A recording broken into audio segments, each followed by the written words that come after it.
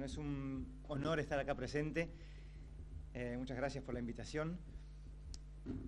A pesar de mis fuertes raíces argentinas, confieso que no doy muchas charlas en castellano, así que les pido que disculpen si paso el Spanglish de vez en cuando. Y es un placer relativo hablar de esta condición. Al menos en el Reino Unido, pacientes con vértigo causan mucha frustración, y me parece que este síndrome en particular, incluso en los expertos, causa un poco de desesperación. Mis objetivos entonces son definir un poco lo que es el síndrome triple PD, cómo hacer el diagnóstico en la clínica, y explorar un poco los posibles mecanismos neuropatofisiológicos que existen, que dan raíz a los síntomas dentro de este síndrome. Y hablar un poco al final sobre los tratamientos y por ahí dejar un espacio para discutir y hacer preguntas. ¿Qué es triple PD? Bueno, en términos simples es una disfunción crónica muy común del sistema vestibular y el cerebro, que produce estos mareos persistentes que suelen ser una combinación de síntomas un poco vagos. No es un vértigo rotatorio, sino una sensación de inestabilidad que refieren los pacientes normalmente, que suelen ser persistentes.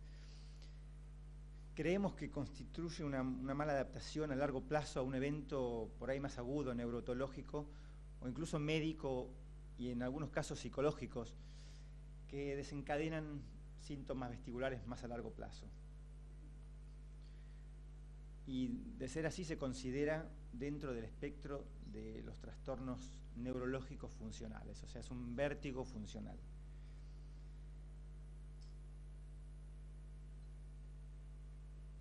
Pensamos que estos eventos más agudos, estructurales, ya sean vestibulares, médicos o psicológicos, desencadenan estos síndromes más persistentes a raíz de factores más psicológicos. Sabemos que niveles altos de neuroticismo y bajos niveles de extraversión aparecen como factores de riesgo, y sabemos que niveles altos de ansiedad muchas veces causan este síndrome funcional de vértigo.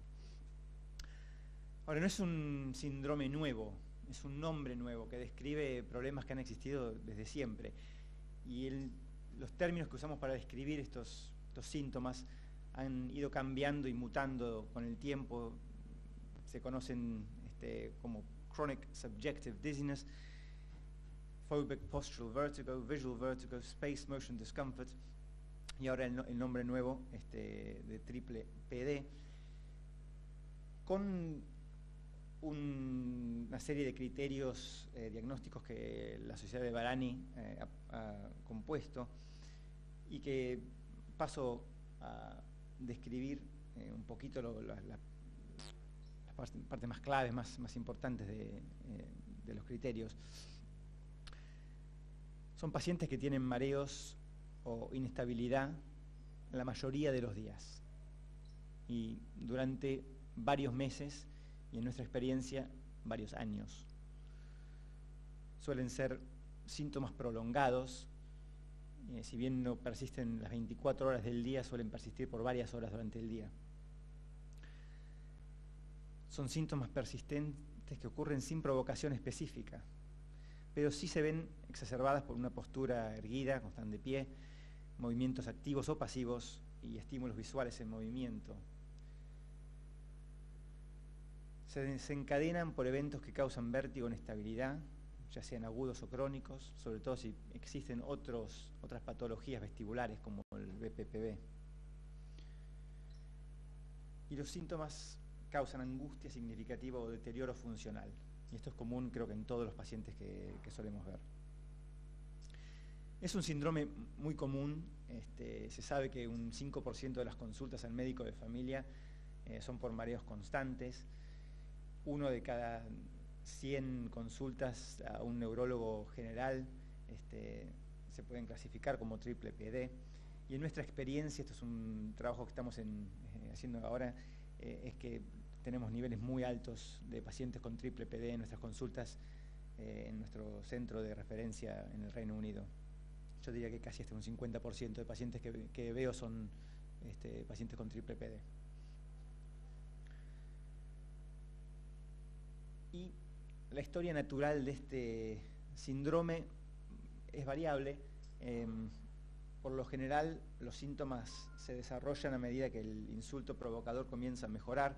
En este caso, por ejemplo, un paciente con una neuritis vestibular aguda, hay síntomas agudas y al mejorar empiezan a desarrollar unos síntomas más persistentes que fluctúan con el tiempo. También podemos ver acá en pacientes con episodios de vértigo recurrentes que suelen tener estos episodios aquí y a lo largo del tiempo van desarrollando síntomas más persistentes. Aunque también los episodios que desencadenaron el problema más persistente pueden también seguir. En el caso de BPPV uno puede tener una combinación de ambas patologías, algo más persistente con episodios más agudos. Y lo mismo puede pasar con una migraña vestibular. Episodios recurrentes y con el tiempo uno empieza a desarrollar unos síntomas más persistentes que llamamos triple PD. Una cosa interesante del síndrome es la asociación con el vértigo visual. Son pacientes que refieren muchos síntomas de desequilibrio y desorientación cuando están expuestos a movimientos o situaciones complejas visuales. Y sabemos que hay una superposición muy importante entre el triple PD y el vértigo visual. El vértigo visual, para aquellos que no lo conocen, es un aumento de mareo debido a la sensibilidad al movimiento visual. También es verdad que hay situaciones en las cuales no se pueden separar. O sea, el paciente lo que refiere principalmente es un vértigo visual, con algunas otras molestias de inestabilidad, y otras situaciones en que pasa lo opuesto, en que son inestabilidades con muy poco vértigo visual. Así que realmente no entendemos todavía muy bien por qué existe este fenómeno de vértigo visual en aquellos pacientes, pero hay unas indicaciones que les voy a mostrar en un momento que nos ayudan a entender un poquito más esta relación importante entre el vértigo visual y los mareos persistentes. Bueno, en la clínica, ¿cómo hace uno el diagnóstico de estos pacientes? Sabemos bien que las pruebas de diagnóstico y de imagen son normales en este grupo de pacientes, pero sí manifiestan características de diagnóstico positivo. A menudo se ven manifestaciones y trastornos de la marcha funcional que son secundarias, niveles muy altos de ansiedad. Para mí importante es extraer esta conducta de evitación, sobre todo aquellos pacientes que dicen, bueno, me sentía muy mal, ahora estoy un poco mejor, y uno les pregunta qué es lo que ha cambiado y no salen de la cama. Están mejor porque están todo el tiempo acostados. O sea, tienen una limitación muy importante funcional. Pero no es, en mi opinión, un diagnóstico de exclusión. Yo creo que hay indicios clínicos que nos ayudan a hacer un diagnóstico más formal. En los casos más severos uno puede ver manifestaciones físicas, como en esta paciente, que tiene un trastorno de la marcha evidentemente funcional, con una caída de las rodillas, y que manifestaba un trastorno de inestabilidad y mareo persistente. Pero no todos los pacientes son así. Hay muchos pacientes que vemos que realmente no se les ve ningún déficit o trastorno físico. Yo creo que la mayor parte de los pacientes que vemos son pacientes que entran a la consulta perfectamente bien y es un síndrome entonces más bien perceptual. Se sienten desequilibrados, se sienten mareados y los demás realmente no ven ningún problema. Y yo creo que eso también causa un nivel muy, muy alto de ansiedad en estos pacientes y de frustración. Se sienten mal y sin embargo la gente los mira y dice, qué bien que estás hoy, ¿no? Entonces eso causa una frustración muy grande en los pacientes. Entonces, al ser así, un síndrome perceptual, ¿se sabe algo de la neurobiología de este problema? Y la verdad es que sí, han empezado a salir estudios ahora, sobre todo de imagen, que nos ayudan a entender un poquito más el problema. Indovina y colegas, con la ayuda de Jeff Staab, que es un estadounidense psicólogo que ha sido muy ha influenciado mucho nuestro entendimiento del síndrome, han descubierto que hay cambios que se ven en imágenes funcionales, sobre todo en el hemisferio derecho, en zonas vestibulares, y conexiones que cambian entre estas zonas corticales, vestibulares y zonas límbicas, sobre todo del hemisferio izquierdo. Es un diagrama realmente que muestra estas conexiones importantes que existen entre el sistema vestibular y el sistema emotivo, y cómo en estos pacientes existen cambios. Lo que no se sabe es si estos cambios son consecuencia del síndrome o si son la causa del síndrome. Y eso es algo que es un poco más difícil de evaluar, y nosotros estamos intentando entrar un poco en esto con algunos estudios que, si todo sale bien, en un año o dos, Sergio, podré volver acá y comentarles. Este es un estudio importante también de imagen funcional en pacientes agorafóbicos. No todos estos tenían triple PD, pero son pacientes que tienen problemas psicológicos bastante importantes, y también se ve una reducción en lo que llamamos clustering coefficients, en estos nodos visoespaciales vestibulares y los nodos emocionales, que denotan una peor eficiencia entre estos circuitos neuronales. Entonces, en resumen, hay aumento de actividad y conectividad funcional en áreas corticales vestibulares visuales, y creo que esto es, en cierto modo, la causa del vértigo visual que vemos en estos pacientes. Las zonas de la corteza visual parecen aumentar la función, y hay una disminución del el metabolismo en áreas más vestibulares. ¿Y qué pasa? Estos cambios, creo yo al menos, son los que dan pie al uso de estrategias que llamamos de control postural de alto riesgo. Son pacientes que suelen tener una postura rígida, una cocontracción de los músculos de las piernas y una disminución de la amplitud de balanceo. Caminan rígidos y con miedo. ¿Cómo entendemos entonces, en términos tal vez más simples, el síndrome? Para entender un poco cómo desarrollamos nosotros una sensación de inestabilidad subjetiva, creo que vale la pena entender un poco cuáles son los aferentes importantes. Hay entradas periféricas, como sabemos, las entradas visuales, vestibulares y propioceptivas, que nos dan una sensación de estabilidad. Esta sensación de estabilidad cambia a raíz de factores más psicológicos, como por ejemplo la ansiedad, y también factores cognitivos, como el grado de esfuerzo que uno tiene que poner para mantenerse en pie. Y esta combinación de factores aferentes nos da una sensación, o nos ayuda a formar una estimación interna de cómo estamos parados, cómo nos sentimos. Cuando la información es congruente, tenemos una percepción normal de cómo estamos parados. Cuando hay un procesamiento incongruente, empezamos a sentirnos desequilibrados. Y esto es lo que lleva a una sensación de inestabilidad. Para mí, triple PD es un desajuste de escala. No sé si se puede llamar así, yo lo llamo un scaling mismatch. Los aferentes en sí son normales, pero el cerebro no procesa esos aferentes de una forma normal, en base a una hipervigilancia.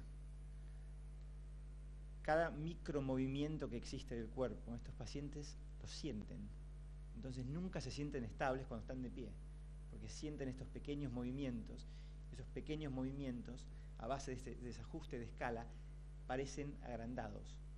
Entonces, al moverse unos pocos centímetros a un costado, sienten que se está moviendo mucho. Y esto es útil en la clínica práctica. Una de las maneras de hacer un diagnóstico formal en la clínica para mí es con el test de Romberg. Uno le pide al paciente que se pare, pies juntos, ojos abiertos, y suelen sentirse un poco inestables. Al cerrar los ojos, manifiestan una sensación de desequilibrio mucho mayor. Y sin embargo, no hay movimientos objetivos grandes. Es perceptual el problema. Se sienten que se están moviendo y sin embargo parecen no moverse para nada. Entonces es una lateropulsión subjetiva que suelen tener. Y esa lateropulsión subjetiva disminuye cuando uno le agrega un cognitive load, un esfuerzo cognitivo. Por ejemplo, si le pide que diga los meses del año para atrás, diciembre, noviembre, octubre. Uno nota que realmente se mueven un poquito menos y cuando uno les pregunta qué tal la inestabilidad, dicen, uy, no sé, no me di cuenta. O sea que uno puede cambiar la percepción con el test de Romberg y para mí es una manera útil de hacer el diagnóstico y sobre todo de explicar el problema al paciente. Entonces, eso me lleva bien al tratamiento de triple PD, cómo es que tratamos esta condición. ¿Qué es lo que necesita el paciente? Para mí lo que necesita el paciente es una buena explicación. Creo que con una buena explicación, si el paciente realmente entiende lo que le está pasando, esa es la primera parte de la recuperación. Así que más allá de ser algo muy frustrante el triple PD, puede ser algo muy gratificante, porque los pacientes suelen haber venido de muchos otros lugares, de ver muchos especialistas, y con una impresión de que o no le importa al especialista el problema, o realmente no lo entiende el problema, o no quiere entenderlo, o por ahí que en realidad no hay ningún problema. Está todo bien, las pruebas están todas bien, realmente no hay nada, no se preocupe, tranquilícese, un poco de ansiedad, y eso realmente no ayuda al paciente. Lo que ayuda es entender el problema. Y es verdad que todavía no entendemos lo que es triple PD, pero hay ciertas cosas que sí entendemos, y entendemos que es una cosa perceptual. Y explicarle al paciente eso es útil. Decirle, mira, uno se ve bien, o sea, lo veo bien, pero entiendo que realmente no se siente bien. Entonces, una buena explicación lleva tiempo, es verdad, lleva tiempo, esto no es algo que se puede tratar en pocos minutos en la consulta, pero vale la pena, para mí, dedicarle ese tiempo al paciente. Porque el paciente se va más conforme y en mi experiencia empieza a disminuir el tiempo que uno le lleva en la próxima consulta y tal vez en la siguiente. Entonces, si uno pone el tiempo al principio, realmente creo que vale la pena. Bueno, una buena explicación. Y nosotros en nuestro equipo tenemos una fisioterapeuta que es muy buena, que también entiende, creo, el problema, y lo que le hace no es una rehabilitación vestibular, es algo mucho, mucho más cognitivo, pero físico. No es sentarla en la camilla y explicarle el problema y a ver si está ansiosa y buscar. Es algo físico, es moverlos, caminen, pero al caminar y al moverse, empieza a hablar y cómo se siente. Al moverse, empieza a distraer un poco a la persona.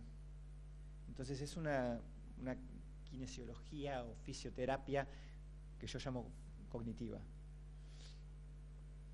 También es importante para muchos pacientes tratar síntomas relacionados, dolores cervicales, la migraña ya sea vestibular o de cefalea, hipotensión ortostática, que puede también influir mucho en los síntomas de mareo y desequilibrio, y problemas más graves psicológicos que tal vez requieran medicamentos o una terapia cognitiva conductual.